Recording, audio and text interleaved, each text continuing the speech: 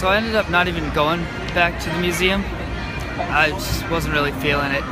So from there I went to the Fillmore, and so I was pretty early, so I just sat in one of those couches just looking at the girls. There was like a million girls too, you know, like girls with nice legs, not nice legs, you know, crossed, uncrossed, all that stuff.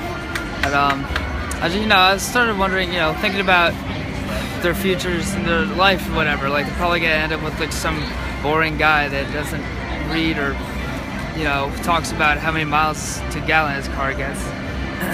Just really boring people. I don't get them. But kind of like my old roommate. So anyway, so she finally came down and she looked amazing. Like, I wanted to marry her on that spot. It was, I don't know. I'm crazy, I swear I am. But she just, like, I fell in love with her when I saw her. So we, you know, we had some fun in the cab. She didn't really want to because she had lipstick on and all, but, you know, I'm suave as hell. So anyway, we got to the show, and it was, you know, not as bad as some of them, but it's still on the pretty crappy side. But, you know, she loved it, of course, and told you she would. And she wouldn't really say anything other than talking about the show. But in the middle, like after the first act, when we went outside to smoke cigarettes with all the other jerks, she recognized this other guy who was smoking alone, some like Princeton guy or something. But you should have seen like how phony this conversation was. It was terrible. Like the way they said hello and stuff. It was like they hadn't seen each other in 20 years, but they probably only saw each other like once. So, just when I was about ready to vomit, we went back inside. But even when the second act was over, we came back outside, they continued talking. I about nearly hated her at that point. I was about ready to take her home when she said she had this great idea to go ice skating at the Radio City rink.